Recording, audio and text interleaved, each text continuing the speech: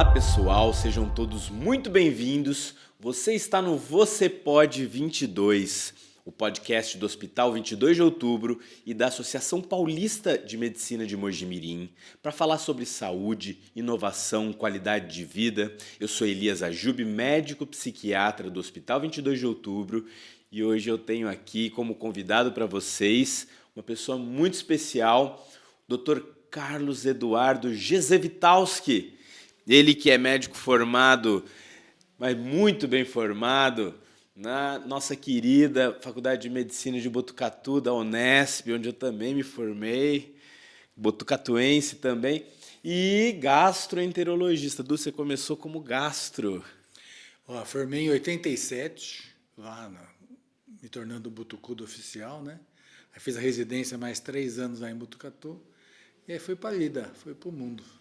Comecei lá em São Paulo, fiquei 1 ano e pouquinho lá. São Paulo é a minha cidade de origem, né? Minha cidade natal. Passei 1 ano e meio em Itapira, quando abriu o Hospital Municipal de Itapira, e vim para Mojimirim, e estou aqui até hoje. E começou esse rumo na gastro, mas acabou se apaixonando... Eu sou um buscador, né? Nunca por outras áreas. Por tudo, acho que por tudo na vida. Eu gosto muito de conhecer, de experimentar. E ter novas formações, hoje com a prática integrativa bem evidenciada na minha atuação, foi um caminho natural. Interessante, um caminho que começou, Elias, se é que eu posso já falar, começou quando eu fiquei doente. É mesmo? Quando foi isso?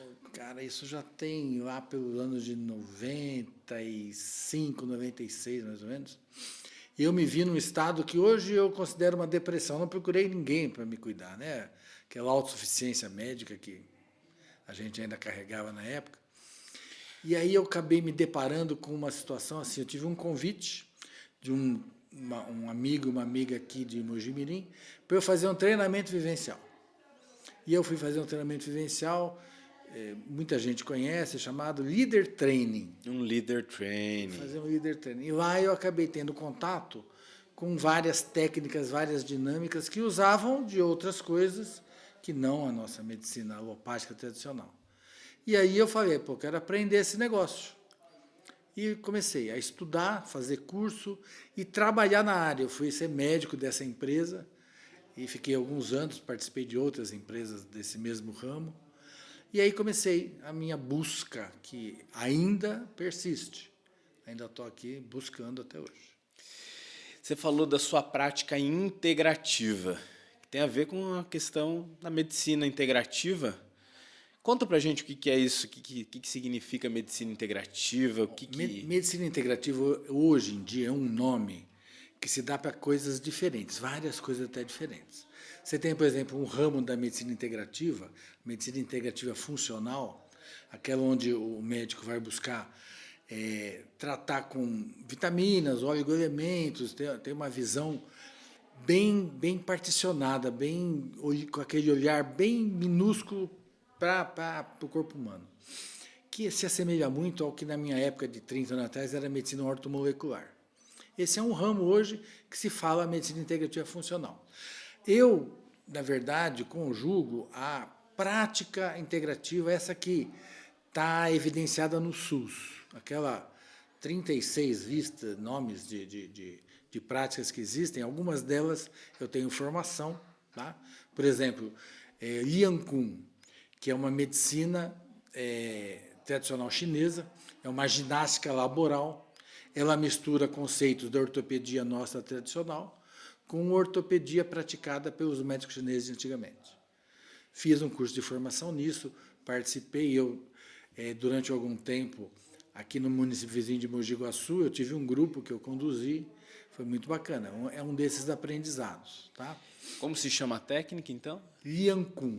O Lian Kun é uma parte dessa coisa imensa e riquíssima que é a medicina tradicional chinesa. Exatamente. A acupuntura... faz parte disso. A reflexologia... Muita fitoterapia, muita coisa. Fitoterapia é uma coisa que você pratica, assim, usar as plantas para... Fitoterapia é uma coisa mais atual na minha vida. Eu estou fazendo uma formação agora de medicina antroposófica. a medicina antroposófica ela bebe muito da fitoterapia, tá? Na verdade, da fitoterapia com um jeito de fazer antroposófico, um A, olhar antroso- diferente. a antroposófica, ela se relaciona com a Ayurveda? Não, a medicina antroposófica ela tem um esoterismo cristão por trás disso. Diferente da Ayurveda, que é mais do lado oriental, tá? A antroposófica ela é bem ocidental, ela é baseada nos conceitos de Rudolf Steiner, que foi um filósofo lá do início do século XX, onde ele trouxe um olhar diferente, um pensar diferente. Steiner ele bebeu muito da teosofia, tá? Da Helena Blavatsky e tal. E ele pega também um pouquinho dos conceitos de Hahnemann, tá? Da homeopatia, e ele acaba, naquela época, formulando os conceitos do que hoje é a medicina antroposófica. Aliás, não só, né? Se você pensar, as escolas Waldorf, que tem um método de ensino bem diferente da nossa tradicional, também é conceito antroposófico. A agricultura biodinâmica, que é uma agricultura voltada à saúde do solo, onde são plantadas as coisas, também é de conceito antroposófico. Tem uma comunidade forte antroposófica lá em Botucatu, inclusive, né? Botucatu tem. Aqui em Olambra, do lado da gente também tem, né? Também. E como que isso se aplica e chega até o paciente na prática, na melhora? Veja, ó, o nome integrativo ele fala assim: você vai integrar saberes e conceitos, né? Então eu uso para praticar medicina todo o meu aprendizado na medicina alopática, tá? Eu receito medicamento, receito omeprazol, tá? Tranquilamente. Só que os critérios de acompanhamento eles são um pouquinho diferentes. O olhar é mais integral, é mais holístico, necessariamente. E, assim, com aquele conceito básico que a gente aprendeu lá com os gregos antigos, com o Hipócrates, o pai da medicina, onde quem cura é o paciente. Isso é uma visão que eu trago comigo muito forte, tá? Se eu estou cuidando de alguém, eu tenho certeza absoluta que quem vai se tratar é o paciente. Depende dele. Se o próprio paciente joga contra ele, ou se por algum outro motivo, na psiquiatria você vê muito isso, ele não deseja o resultado saudável, não vai acontecer, né? Então, acho que esse é um dos caminhos que a gente percorre. E o que eu associo, o que eu integro ao tratamento alopático, depende de cada paciente, né? Então, por exemplo, eu pratico uma técnica meditativa chamada Rebirth, renascimento, que é uma respiração. Ela tem origem um pouquinho na psicologia transpessoal, mas se você olhar com um pouquinho mais de carinho, na verdade você já vai ver que o yoga, tá, já tem pranayama muito semelhante a essa técnica meditativa. Tá?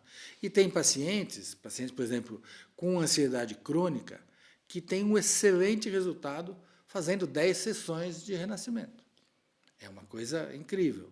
O que faz bastante sentido, né, quando a gente pensa que a ansiedade tem relação com um sofrimento que é ao mesmo tempo psíquico, ao mesmo tempo somático, no corpo, né?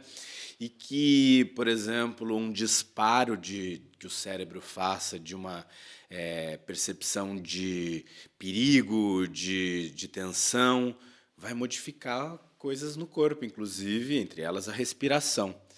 E aí, quando um trabalho vem para modificar a respiração do indivíduo e conscientemente ele regular isso, é mandada de volta essa mensagem ao cérebro dizendo: olha, esse é um novo estado, Perfeito. reflexo que você, cérebro, deve entrar. Eu falo para os pacientes assim, ó, se um tigre começar a te perseguir, teu corpo vai passar por uma série de mudanças, tá?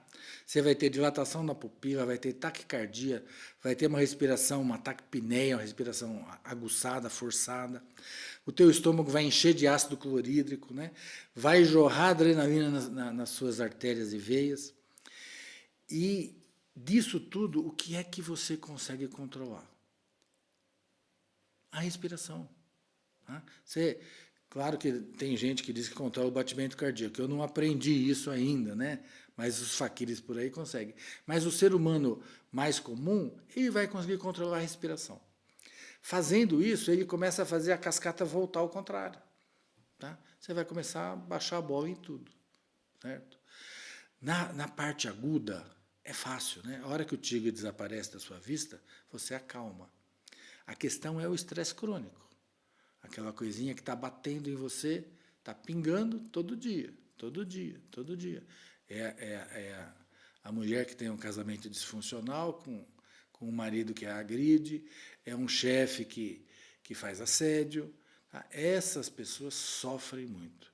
E, ao perceberem isso, elas começam a conseguir fazer o caminho de volta. Né? Então, medicina integrativa não anula nada de ninguém. Né? Outro dia me perguntaram assim, mas você não gosta de receitar antidepressivo? Eu falei, olha, antidepressivo obviamente tem lugar. E é maravilhoso que exista. Tá? Eu só não concordo que deva ser para todo mundo de qualquer forma. Você tem que olhar para o paciente. Você tem que individualizar o tratamento. Essa é a ideia básica. É verdade. Aliás, pegando só um gancho nisso, né? Ontem foi dia do psiquiatra, a gente está gravando aqui dia 14 de agosto de 25. Congratulations, pois. Certo? A gente tem... Muito obrigado. Lembrar da Janete, do Fernando Angerami. Ô, meus queridos, um abraço para vocês. É isso aí. E a gente tem... Até perdi o rumo aqui, onde a gente estava falando sobre... Olha, já que você tocou nesse assunto aí da psiquiatria, eu fiz uma formação em psicologia transpessoal. Foi até meio por acidente, a minha companheira ia fazer essa formação e falaram tão bem que foi, eu quero aprender esse negócio aí. E entrei e fiz uma pós-graduação de 2 anos nessa história. Para quem não conhece bem a psicologia transpessoal, ela é conhecida como a 4ª força da psicologia, né? Vem primeiro lá, eu nem sei quem começou primeiro, se é a psicanálise, a comportamental, mas aí é humanista, e o pessoal da transpessoal bebe um pouquinho da fonte humanista, tá? E traz uma coisa que para mim hoje é muito importante, a espiritualidade. Isso que me atraiu demais. E a transpessoal trabalha com isso, a medicina antroposófica trabalha com isso. Aliás, medicina antroposófica, a antroposofia, se fala, é um sinônimo de ciência espiritual, que é uma coisa que parece muito complexa quando você fala, mas na verdade é muito simples. É só a aceitação de que existe algo além de você, ser humano. Existe algo que é a natureza, é o universo, é uma coisa cósmica, é Deus, enfim. Não precisa trabalhar tão fundo nesse conceito. É só a aceitação de que existe algo além, algo trans nessa história do ser humano. Tá? E isso, para mim, hoje é muito importante. Talvez por estar sessentão, né? Você tem um momento da vida onde a questão do teu corpo físico crescendo é muito importante, a adolescência, aquele jorro hormonal, aquela coisa toda. A hora que você vai para os seus 30, 40 anos, a tua alma está correndo atrás, eu preciso ter uma profissão, eu preciso construir minha casa, eu preciso ter meu patrimônio, tal, não sei o quê. E aí chega uma hora que fala, pô, na verdade eu preciso começar a olhar e falar assim, que diferença eu estou fazendo nesse mundo? Não me basta mais chegar na sexta-feira e tomar uma cervejinha. Eu tomo uma cervejinha de sexta-feira, tá? Mas não pode ser só isso. A vida é mais do que isso. E eu começo a olhar que daqui a pouquinho eu não vou estar aqui, mas os meus passos no mundo têm que ter valido a pena. Então, eu acho que hoje, tudo o que eu faço, tudo que eu trabalho, tem essa sedimentação aí.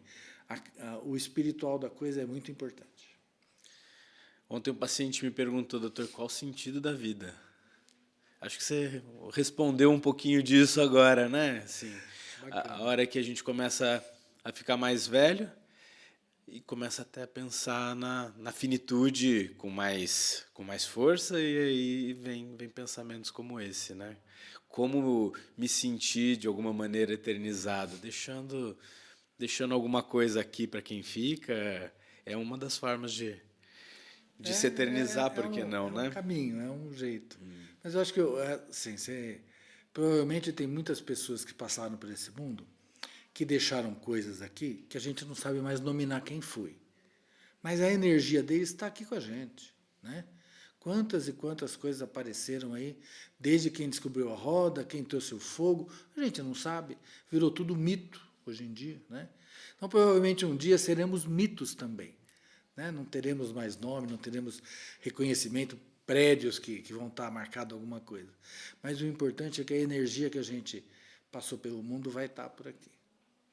Aquela hora eu ia falar sobre a sua ponderação sobre os antidepressivos, que eu achei muito pertinente, porque uma boa parte dos antidepressivos trazem alguns efeitos colaterais desconfortáveis. Às vezes ganho de peso, às vezes alteração de padrão de sono, diminuir libido, diminuir ereção, lubrificação, mas também causar uma espécie de um achatamento da possibilidade de sentir, um achatamento da capacidade de sentir alegria, porque é uma diminuição da capacidade de sentir tristeza, mas o preço que ele cobra é também não sentir alegria. Não são todos os antidepressivos, mas boa parte deles tem isso.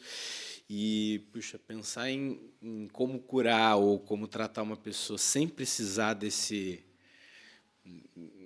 recurso. Ou, às vezes, usando esse recurso com critério de ponderação, sabendo que daqui a pouco você vai poder tirar e trazer de volta a cor para a vida dessa pessoa. Perfeito. Du, você falou aqui sobre 2 pontos interessantes e que talvez já foram muito alvo de estigma, que é uma prática de medicina que inclua meditação e espiritualidade. Você já foi alvo de preconceito ou de problemas do ponto de vista até dos outros colegas, por trabalhar dessa maneira, por falar sobre isso? Uma vez um colega me perguntou, a hora que eu contei o que eu fazia, assim, isso dá dinheiro? Eu falei, o que dá dinheiro é a gente trabalhar, né, filho? Acho que qualquer coisa vai dar dinheiro. Mas, assim, eu tomo uma cervejinha, tomo um chopinho. Eu gosto demais, quando está calor, do primeiro gole da cerveja gelada ou do primeiro chopp. E, habitualmente, eu não tomo o segundo copo. Eu já vou para um refrigerantezinho, um suco, uma água com gás, algo assim, porque é só aquele prazer inicial que eu tenho. E muitas vezes eu vou para o churrasco dos amigos e tal e não tomo nada alcoólico. No começo, que eu fazia isso, as pessoas falavam, você não vai beber hoje? Você não vai beber hoje? E hoje, você quer um Guaraná? Ontem à noite eu fui na Treviso e um garçom que a gente conhece há muito tempo olhou para mim e falou, o Guaraná com laranja? Tá? Ele me conhece. Então, isso já também virou tradicional para mim hoje. Né? Quando falam comigo, quem me conhece, sabe que eu tenho esse outro lado. E não existe crítica, não existe nada. Né? Se tem, não chega aos meus ouvidos. Eu também me esforço para ouvir. Eu acredito demais no que eu faço. Tá? Hoje eu consigo falar assim, eu sei quem eu sou, 80%, tá? Ainda estou aprendendo. Isso me traz uma segurança de olha, é prática, é isso, é aquilo. E como eu tenho essa sanha da busca, eu sou um buscador, eu estou sempre olhando para as coisas e vendo. Afinal de contas, isso aqui que eu vou experimentar pode fazer mal? Tá? Porque, assim, acho que esse cuidado o médico tem que ter. Uma dos afazeres médicos é não causar mal a quem está cuidando. Então, se eu vou fazer alguma coisa que eu ainda não domino direitinho e tal, a primeira coisa que eu penso, vai fazer mal para alguém? Se não vai fazer mal, a gente pode ousar um pouquinho mais, pode testar um pouquinho mais. Tá? Eu lembro do meu aprendizado de gastro, assim, você acredita no que te falam. Tá? Eu nunca vi, por exemplo, o omeprazol funcionando, indo lá na célula parietal e impedindo a secreção gástrica de sair. Eu acredito que isso aconteça porque pessoas renomadas e artigos e tal me mostraram isso. Tá? É a mesma coisa, né, desse outro lado. Tem muita coisa ainda que a ciência não consegue falar. Pau. Funciona, é isso aí. Mas eu, por exemplo, quando eu conduzo alguém numa meditação, eu percebo claramente como a pessoa termina. O bem-estar que causa. Então, cara, e que mal faz? Não faz mal. Tá? Diferente, por exemplo, com experimentações outras. Recentemente, eu trouxe para a minha vida, eu consagrei a ayahuasca. Tá? Era uma coisa que eu queria fazer há muito tempo. Antes de eu fazer, eu olhei, perguntei, xeretei, faz mal, não faz, que eu posso fazer, isso, aquilo, e fui consagrar a ayahuasca. É uma experiência de ampliação da consciência importante, interessante, tá? Mas não é uma coisa que eu me proponho a fazer de rotina. Tem gente que se propõe. E eu vi que isso não era exatamente o meu caminho. O meu caminho ele é muito mais com a nossa consciência desperta do que com a consciência ampliada. Tá? Mas isso é só o meu jeito. Eu não estou criticando quem faz, quem não faz. E tem benefício? Eu acho que tem benefício. Tá? E tem risco? Tem risco também. Então, eu li aí uns 8 livros e tal de drogas psicodélicas, que hoje estão retestando, principalmente nos Estados Unidos, né, que ela foi, na década de 70, ela foi proibida, naquela época dos hippies e tal.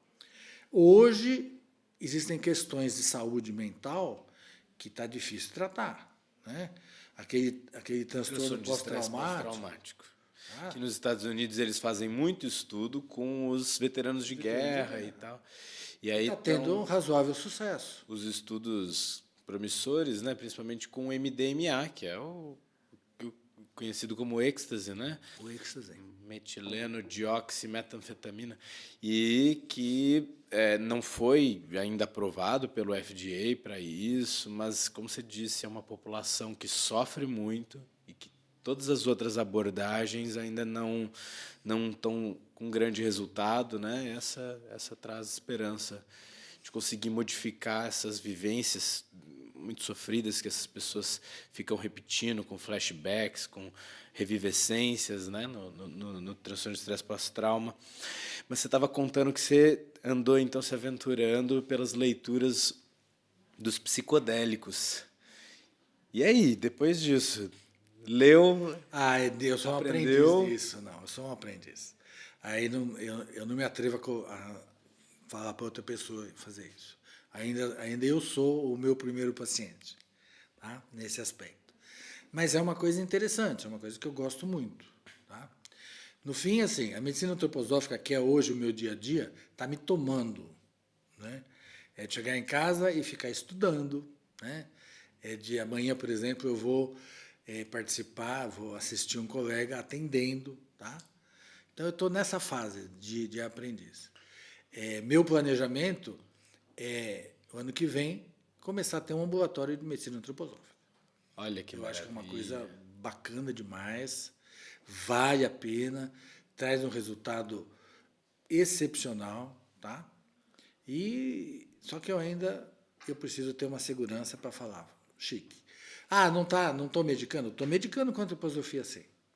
Eu acho que tem coisa, principalmente na área de gastroenterologia, que eu já me sinto à vontade, eu consigo fazer o reconhecimento e saber dessa aplicação.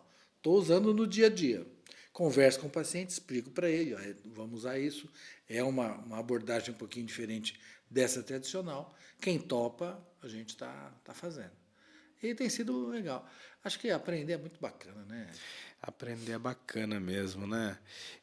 Quando a gente fala de prática integrativa, então, quais são os princípios centrais que regem essa ideia? Olha, primeiro que é integrar, né? Não é desvalidar nada, é você trazer a nossa alopatia e algo a mais junto. Acho que essa é tranquilo. O olhar é um olhar para o ser humano como um todo, em todas as suas interfaces, né? Não só para o corpo físico, mas também para o lado espiritual, para a alma, para o lado do movimento, enfim. Toda essa integralidade no olhar é muito importante. A questão de deixar claro para o paciente que é ele o responsável pelo estado de saúde dele, né? Se vai ser assim ou assado. E uma coisa que eu aprendi, Elias, que aí eu vou falar, a minha integração. Eu olho hoje para as doenças, para as minhas que eu tive, para os meus pacientes, e agradeço porque elas apareceram.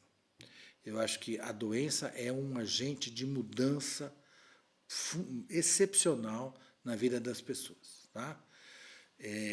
Hoje, quando uma pessoa tem uma doença, e quanto mais grave é essa doença, é uma sinalização muito grande de que alguma mudança tem que acontecer. Às vezes é simples, né? É aquela pessoa que está com uma queimação no estômago e a hora que ela diminui a quantidade de café que ela toma, mudou. Tá? Mas, às vezes, a pessoa tem um câncer.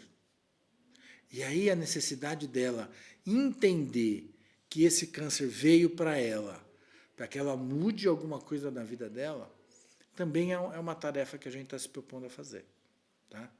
E isso é um desafio grande. É um olhar muito individual. Cada um de nós tem uma história de vida.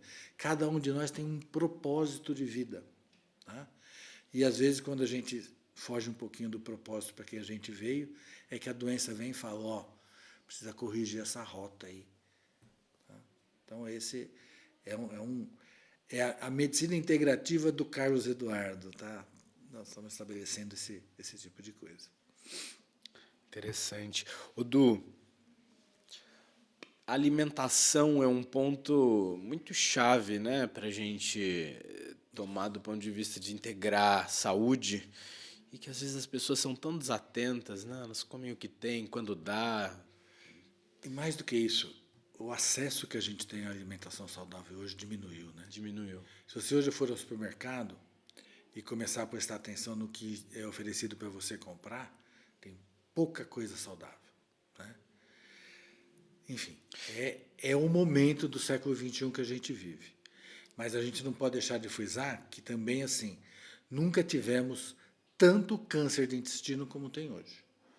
Desde que a gente pegou os alimentos e começou a processá-los, a curva do câncer é ascendente. Tá? Então, assim, você pode até falar, não foi comprovado cientificamente ainda, mas que existe uma relação estreita entre o que você come e entre a doença que aparece no seu trato digestivo, com certeza tem. Tá? Então, hoje eu preconizo a alimentação saudável. Verduras, eu brinco assim, ó, vamos montar um prato saudável? Tá? E fala, o que você vai pôr? Ah, vou pôr assim, ó, alface, rúcula, agrião, cenoura, beterraba, tal. E a pessoa olha para mim e fala, mas cadê o arroz e feijão? Eu falo, não, o arroz e feijão, ele está na nossa alimentação, ele é importante, mas, assim, tem coisas que vêm na frente. Então, talvez, se você começar a comer pelo aquilo que não pode faltar, depois você deixa e come aquilo que não é tão essencial assim. Né? E, assim, é claro que cada um tem um hábito, cada um tem um caminho. E como você ensina para os pacientes, como você ensina a escolher essas prioridades? Às vezes eu uso a nutricionista mesmo, né? Tá? Certo? Sempre bom.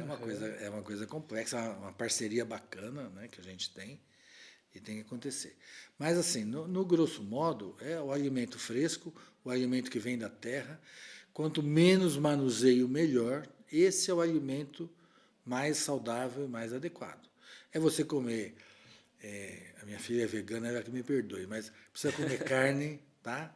Seja peixe, seja frango, seja carne de boi, seja um ovo, mas a proteína tem que estar presente. A proteína está lá, tem vitamina que só existe lá, que se não tiver comendo de lá vai ter que suplementar. O melhor ferro biodisponível está na carne vermelha, essas coisas, né? Tem que acontecer. E, é claro, os vegetais, né? Verduras, legumes, frutas, essa é a base essencial da dieta humana. 70%, 75% você vem das plantas, tá? E aí, cereais e tal também fazem parte, né? Cada cultura é de um jeitinho diferente. A cultura do brasileiro é o arroz e feijão, né? E aí eu falo assim, olha, pode ter arroz e feijão, uma delícia arroz e feijão, mas não precisa tanto, né? Hoje você vai comprar uma marmita, em qualquer lugar para almoçar por aí, eles vão forrar a tua marmita com muito arroz, com muito feijão e colocar o que é essencial em menor quantidade.